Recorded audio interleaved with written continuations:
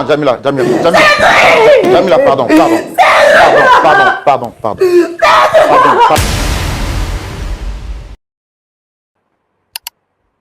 Jamila, c'est une sœur de l'église, une amie pour moi. Pas plus. En dehors des rapports spirituels ou fraternels qui vous lient, est-ce qu'il n'y a pas d'autres rapports en dehors de ces deux-là? Non, il n'y a pas d'autre rapport. Le seul lien qu'elle a, c'est l'amour fraternel. Elle est simplement une amie pour vous? Oui, une amie. Cédric. Il y a quoi? Moi, je suis une amie pour toi. Tu es qui? Moi, je suis une amie pour toi. Jamila, tu es qui pour moi? Je pensais que cette histoire, on avait réglé ça. Tu as quel problème? C'est forcé de te marier? C'est forcé de t'épouser? Je t'ai dit que je veux plus de cette relation. Il y a quoi? Pourquoi tu me fais ça? Il n'y a pas de problème. Je veux savoir. Tu veux plus de moi. Je veux savoir ce que je t'ai fait. Parce que tu ne peux pas te lever du jour au lendemain, après 2 ans de relation, à quelque part de ma dot, tu vas me dire que tu veux plus de la relation. D'abord, tu disparais. Tu fais 3 mois. Tu ne donnes pas de tes nouvelles. Jamila, que je t'ai fait quelque chose ici. Que je t'ai fait. J'aime pas ça. Hein. Je vais te taper. Depuis 2 ans, je t'ai jamais tapé. À ce point. Je vais te taper. Est-ce que vous l'aviez au moins une fois aimée? Ça fait combien de temps? Bon. Est-ce que vous reconnaissez quand même avoir cheminé avec elle pendant 2 ans? C'est ce qu'elle nous a dit sur ce plateau. Est-ce que vous le reconnaissez? J'ai cheminé avec Jamila pendant 2 ans. Mais je dis, je ne veux plus de cette relation. Comment vos rapports ont commencé? Comment ce cheminement a commencé? Est-ce que tu sais ce que tu représentes pour moi au moins? Cédric. Jamila, je ne vous entends pas. Est-ce que tu sais ce que tu représentes pour moi au moins? Jamila. Tu vis de ma vie. Est-ce que tu sais la place que tu occupes dans ma vie? J'occupe quelle place dans ta vie? J'occupe quelle place dans ta vie? Cédric, tu sais pas que j'ai perdu mon papa? C'est moi qui ai tué ton père. Non, dis-moi, c'est moi qui ai... Dites-moi si c'est moi qui ai tué ton père. C'est moi qui ai tué ton papa. C'était quoi ton but en fait? C'était quoi ton but? Faut me dire, c'était de me détruire, c'est ça? Ton but là, c'était de me détruire? On a fait 2 ans de relation. Et pourquoi encore? Tu as accepté, non? Est-ce que tu n'as pas accepté? Tu as accepté, n'est-ce pas? Je ne te dois rien. On a fait 2 ans de relation. Je n'ai jamais couché avec elle. D'accord, non, là n'est pas le problème parce que coucher, c'est pas forcément avoir des rapports physiques. Est-ce que vous reconnaissez être allé voir son pasteur pour lui dire que vous souhaitez cheminer avec elle et que vous la souhaitez pour mariage? Est-ce que vous l'avez fait, oui ou non? Monsieur? Je suis allé voir le pasteur. Oui. Parce qu'elle m'a demandé d'aller voir le pasteur. D'accord. Premièrement, quand je lui ai dit, elle a refusé. Je suis allé voir le pasteur. D'accord. Premièrement, quand vous lui avez dit... J'ai pas fini par accepter. Non, attendez. Premièrement, quand vous lui avez dit, elle a dit non, c'est ça? Mais je veux que vous situez les choses dans le contexte. Pourquoi est-ce qu'elle a dit non au départ? Comment est-ce que vos rapports ont commencé? Comment est-ce que le cheminement a commencé? C'est vrai que j'ai entendu sa version, mais je veux vous écouter, vous.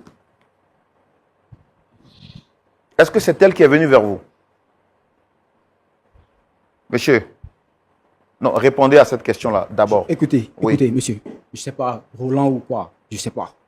Non, c'est pas, je ne sais pas. Mon nom, vous êtes venu. Non, parce que là, je vois que vous m'avez envoyé ici pour m'humilier. Je ne sais pas si c'est. C'est pas une question d'humiliation. C'est pas une question d'humiliation. Je ne sais pas. Est-ce que vous êtes marié, non? C'est une conversation. Répondez-moi. Est-ce que vous êtes marié? La réponse à une question n'est pas une question. Vous êtes marié? Non, je vous ai posé une question. Est-ce que vous êtes marié? Moi, je vous ai posé une question, vous ne m'avez pas répondu. Vous ne pouvez pas me poser d'autres questions. Tu ne m'appelles pas. Monsieur, tu ne m'appelles pas. Monsieur, en bon français, ça s'appelle du dialogue. Et le dialogue se passe en 2 personnes. Je suis en train de vous poser des questions. Si vous avez accepté de venir sur ce plateau, c'est parce que vous voulez qu'on échange. La preuve en est, je ne vous ai pas mis une corde au cou, vous forcez pour être ici. C'est parce que vous avez donné votre aval, n'est-ce pas, votre caution, que nous sommes en train de discuter avec vous. Donc, je voudrais, s'il vous plaît, en toute humilité, si ma posture ou bien notre procédure ne vous convient pas, je m'excuse. Et là, je comprends que vous êtes mal à l'aise dans cette posture. Là, je voudrais m'excuser. Mais je veux que vous m'offriez quand même cette lucarne, cette possibilité de discuter avec vous. C'est tout ce que je vous demande. Alors, s'il vous plaît, faites-moi l'honneur et le plaisir de répondre à mes questions. Est-ce que c'est elle qui est venue vers vous, oui ou non? C'est moi qui suis allé vers elle. D'accord. Maintenant, expliquez-moi comment ça s'est passé et pourquoi on en arrive là. C'est tout ce que je vous demande, monsieur. Ok. J'ai connu Jamila à l'église. Et je lui ai dit, je veux marcher avec elle. Je veux la marier. Il n'y a pas de souci. Elle a dit d'aller voir le pasteur, je suis allé voir le pasteur. Elle a dit d'aller voir les parents, je suis allé voir les parents. Et là, moi, je dis que je ne me sens plus dans ce cheminement-là. Est-ce que vous... Je ne veux pas. Ok. Vous ne vous sentez plus. Je ne me sens plus. Au départ, vous vous sentiez. Oui. Mais maintenant, Mais non. maintenant, vous ne vous sentiez pas. Oui, je Vous ne ne me vous- sens plus. D'accord. Est-ce qu'il y a quelque chose qui a milité à cela? Est-ce qu'en fait, ce changement de sentiment brusque et soudain, puisqu'elle a dit quelque chose d'important, elle a perdu son père. Ça, vous le savez. Répondez-moi simplement oui ou non. Oui, oui, je sais ça. D'accord. Et elle nous a dit sur ce plateau que quand son père est décédé, c'est lui qui a réussi à redonner goût à la vie. Après le décès de son père, c'était vous. Et elle a accordé dans son cœur, elle vous a accordé une grande place. Puisque vous n'étiez pas seulement qu'un futur mari, vous étiez un frère, vous étiez un père, et vous étiez aussi un cheminant. Soudainement et brusquement, vous lui dites que vous ne voulez plus de la relation. Du coup, ça réveille les souvenirs du décès de son père. Elle vient sur ce plateau pour comprendre. Elle est prête même à s'humilier et demander pardon si elle vous a choqué ou elle vous a offusqué. Djamila veut savoir, est-ce qu'il y a quelque chose que vous lui avez, qu'elle vous a fait, ou je ne sais pas. Qu'est-ce qui motive cette décision brusque? Dites-moi. Je veux juste arrêter la relation.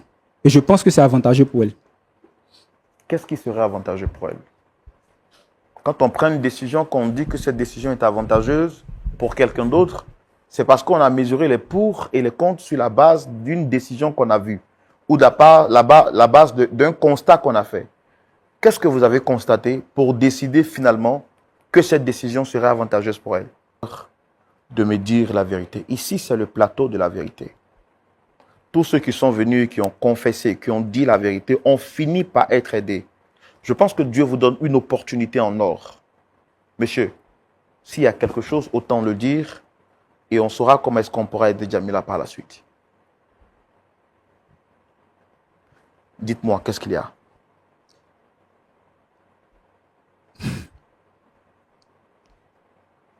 Frère Roland, je pense que tout ça, c'est Dieu. Je ne sais pas comment vous arrivez à faire parler les gens. Mais ce secret, je le transporte depuis plus de 3 ans. Et je l'ai gardé entre Dieu et moi. Essayez de parler plus fort. Essayez de parler plus fort. Mon frère Cédric, le Seigneur ne vous condamne pas. Peut-être votre conscience vous condamne ou bien peut-être quelqu'un d'autre pourrait vous condamner. Mais moi ici, et les pasteurs avec moi, nous sommes là pour vous aider. En fait, moi, Cédric, je ne suis pas issu d'une famille riche. Et mes parents se battaient chaque année pour me scolariser. Et c'est comme ça, vu la souffrance de mes parents, j'ai un groupe d'amis qui m'ont montré quelque chose. Et j'ai voulu essayer cette chose-là. C'était quoi cette chose?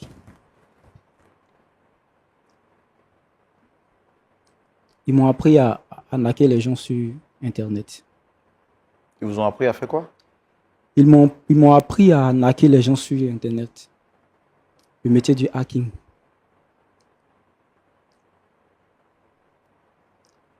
Et dans les débuts, je le faisais pour me scolariser moi-même. Mais arrivé un moment, c'est devenu mon quotidien. C'est-à-dire, je ne le faisais plus pour payer mes coûts, mais je le faisais pour avoir de l'argent.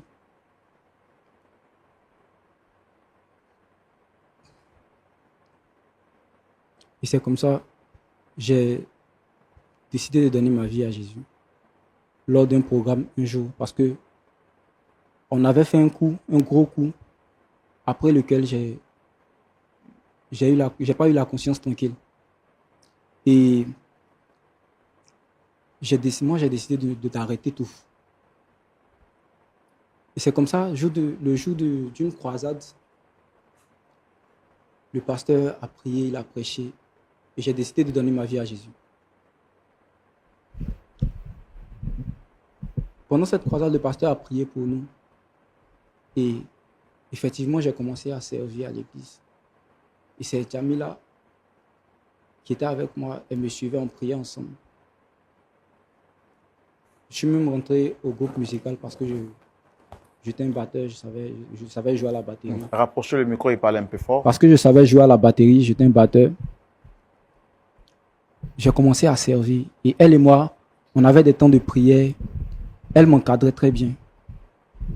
Et c'est comme ça, une fois, j'ai décidé de lui dire que je veux marcher avec elle. Quand je lui ai dit que je voulais marcher avec elle, elle a refusé.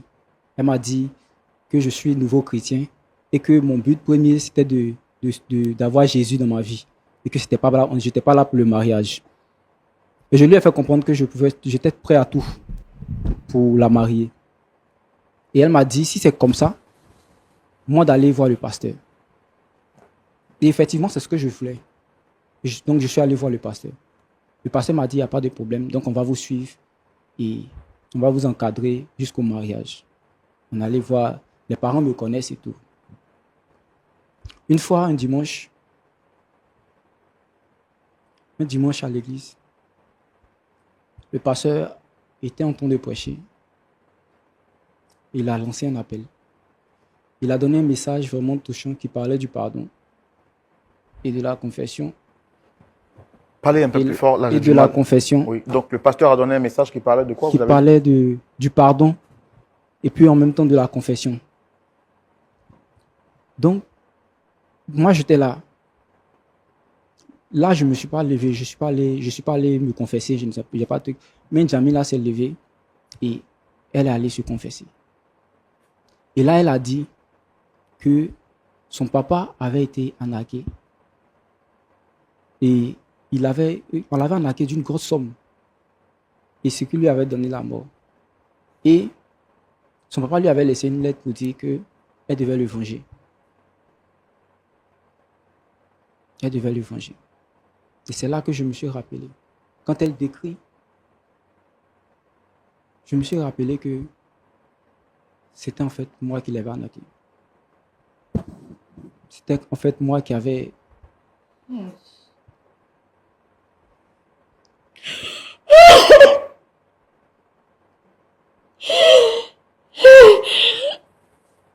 C'était vous qui avez fait quoi, vous avez dit? C'était moi qui avais vidé son compte.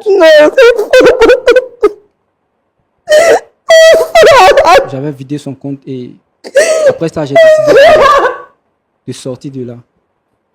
C'est comme ça que le programme... Non, attends, Jamila, pardon, Jamila, pardon,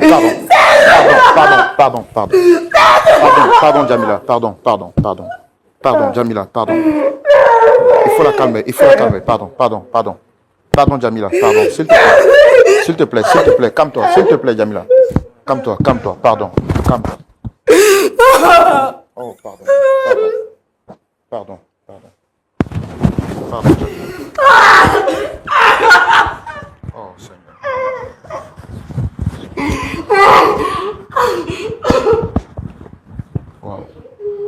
Wow.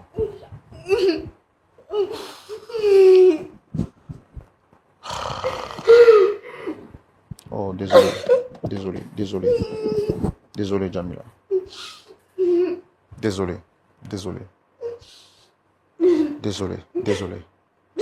Je peux avoir de l'eau, s'il vous plaît?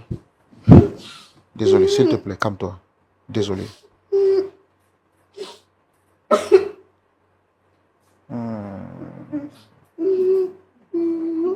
Calme-toi, Jamila, s'il te plaît. Calme-toi.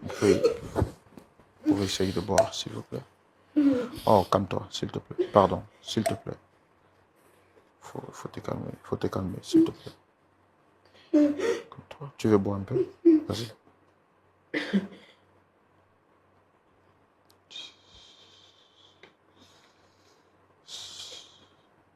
Waouh. Calme-toi, s'il te plaît. Je ne m'attendais pas aussi à entendre une vérité assez cruelle. Pour moi, je me disais que peut-être qu'il avait découvert une autre femme. Et on entend une vérité assez triste comme ça. Mais bon, c'est ça, sur le plateau, on ne peut pas aussi mentir. Donc, Calme-toi, Jamila, calme-toi. Le mal est déjà fait.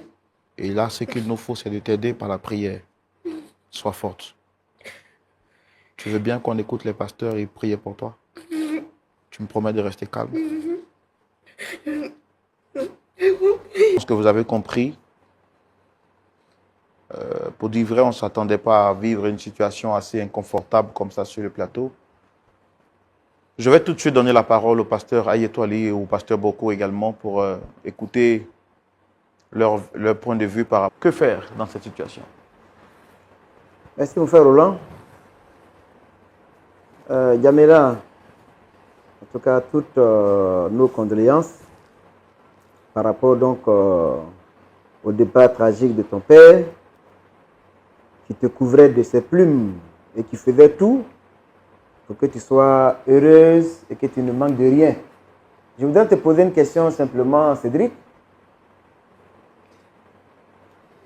Pourquoi tu avais décidé de te marier avec Jamila? Qu'est-ce que tu voulais faire de Jamila en voulant te marier avec elle? Je voulais qu'elle soit ma femme. Tu voulais qu'elle soit ta femme. Qu'est-ce que ça signifie pour toi le mariage? C'est-à-dire un homme qui marie une femme. Qu'est-ce que ça signifie? Qu'est-ce que ça signifie pour toi? C'était pour prendre soin d'elle quand même, c'est ça?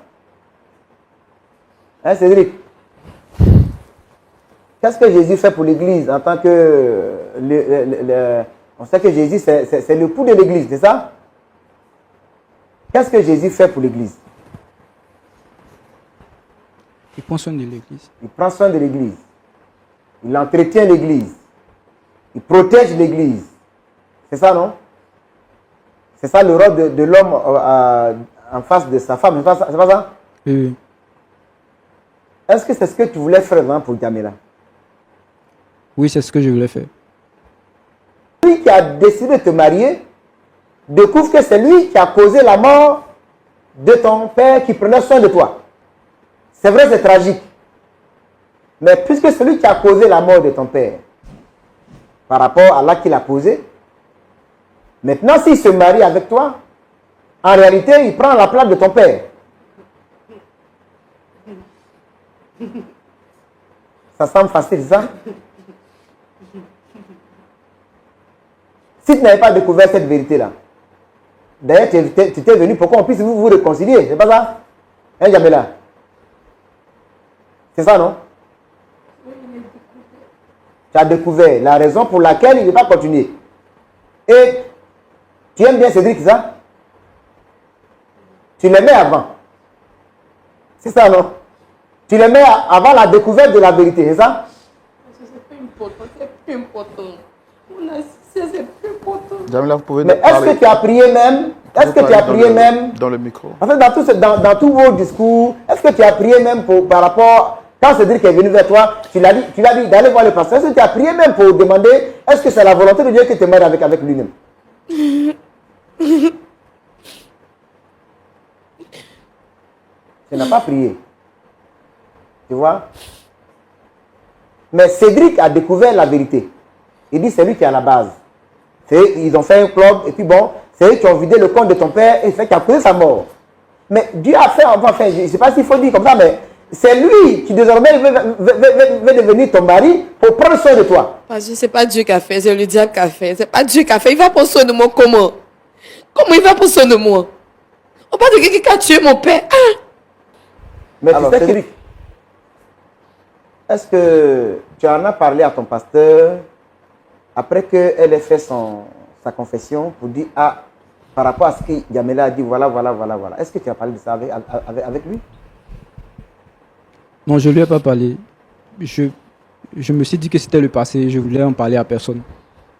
Mais le jour que Jamila a répondu à l'appel que le pasteur a lancé, et tu as su que tu étais le responsable, est-ce que tu as parlé au pasteur? Est-ce que tu n'es pas le voir? Non, j'ai parlé à personne. Mais donc, l'acte que tu as posé, tu ne le regrettes pas? Non. Tu gardes.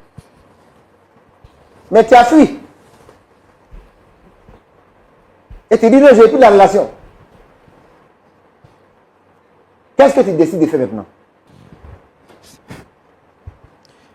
Si seulement Jamila pouvait me pardonner. Si elle pouvait te pardonner. Ben, dis-moi, Cédric, qu'est-ce que tu fais comme activité? Tu fais quoi chaque jour pour pouvoir la mettre dans les conditions où son père était, où son père la mettait? Tu es toujours en accueil? Tu es devenu quoi? Qu'est-ce que tu fais comme activité maintenant là, pour prendre l'enfant de quelqu'un en mariage?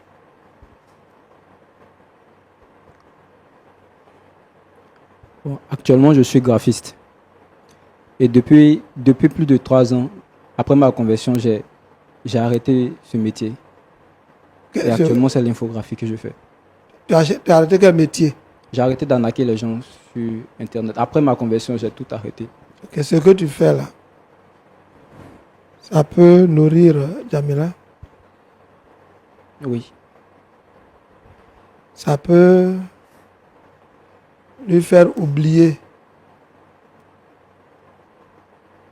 le mal que tu lui as fait?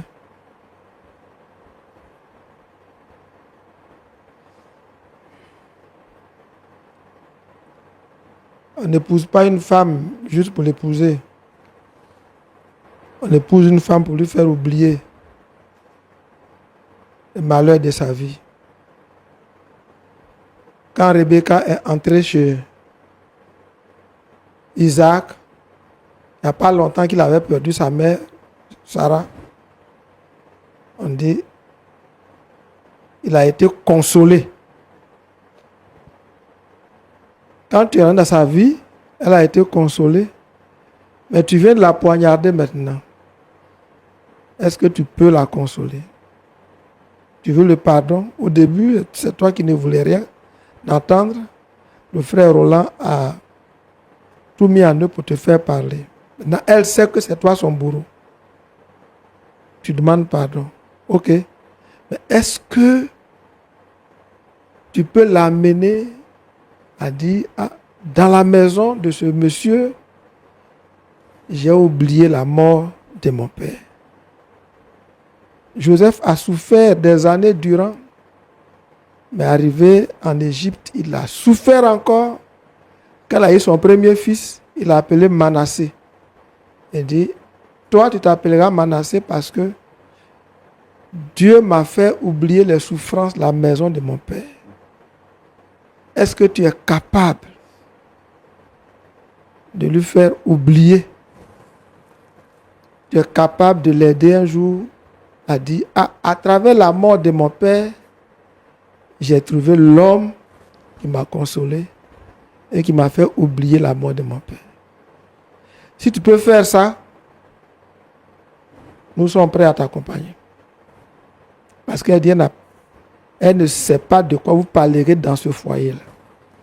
Mais si tu peux le faire, si tu vas, tu réfléchis, je vais lui faire oublier ça. Je vais la consoler. Nous sommes prêts à t'accompagner. Mais on ne peut pas l'obliger par des belles phrases à épouser son bourreau, le bourreau de son père, qui va devenir elle-même son bourreau. D'accord, pasteur. Quant à toi, Jamila, parle avec le pasteur. Tu ne peux pas vivre avec les ressentiments le reste de ta vie. Tu ne peux pas chercher à poignarder, à te venger. Dieu a déjà rappelé papa. Il a un moyen pour te consoler. Si c'est par Cédric, il s'arrangera.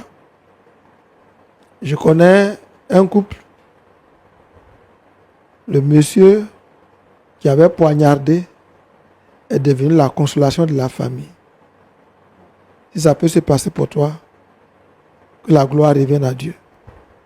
Si ce n'est pas Cédric, que Dieu te donne quelqu'un qui va te faire oublier la mort de ton papa. Mais nous souhaitons que celui qui a fait la plaie soit celui qui la guérisse. On est prêt à vous accompagner par nos prières et par nos conseils. Merci, pasteur. Cédric, quel est votre mot de fin après avoir écouté les pasteurs? En quelques secondes, s'il vous plaît.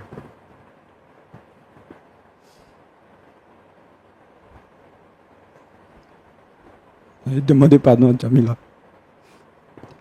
Même si elle ne veut plus me marier, même si elle ne veut plus m'épouser, elle n'a qu'à me pardonner.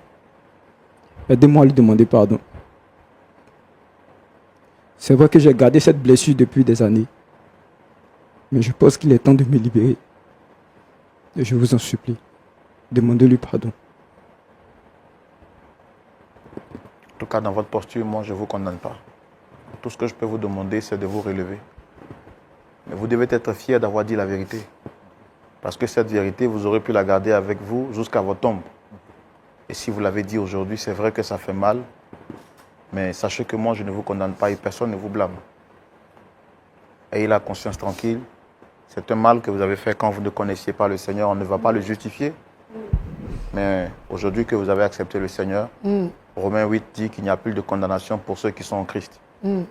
Pourvu que vous êtes sincères, il n'y a personne qui vous condamne. Quant à Jamila, je pense qu'elle a besoin du temps. Et les conseils et les prières du pasteur feront le reste. On va continuer à vous suivre en secret. Permettez-moi de vous aider à vous relever, puisque c'est moi qui vous ai contraint à dire la vérité. Ne vous sentez pas mal à l'aise. Soyez libre, soyez fort, et on est avec vous. On est avec vous. Que Dieu vous bénisse. Bon, en disant, j'ai demandé à Cédric de donner du temps à Jamila, comme je le disais, parce que ce n'est pas une situation, pour l'instant, ils sont que fiancés, ils sont en cheminement. Qu'il la laisse vraiment... À 5 mois de la dot, déjà voilà. On peut sursoir la dot déjà. Voilà, comme la dot n'a pas encore eu lieu, tout ça, mais il n'a qu'à la laisser pour qu'elle puisse prendre le temps de réfléchir et puis bon, prendre sa décision. Parce que ce n'est pas des situations qu'elle doit prendre avec rapidité, parce que ce qu'elle vit, c'est vraiment sérieux. Voilà, donc Cédric, si tu veux vraiment faire chemin avec elle, donne-lui le temps pour qu'elle puisse guérir vraiment. Et puis toi aussi, comme il a dit, en tout cas, tu as dit la vérité, tu es libéré aujourd'hui. Bon, la balle est dans son camp, elle va voir qu'est-ce qu'il faut faire. Et puis le pasteur de votre assemblée pourra vous aider pour qu'effectivement, voilà, vous puissiez avancer. Pasteur Aye, est-ce qu'on peut prier pour Jamila, pour Cédric, mais pour toutes les personnes également qui vivent des situations pareilles dans le monde entier?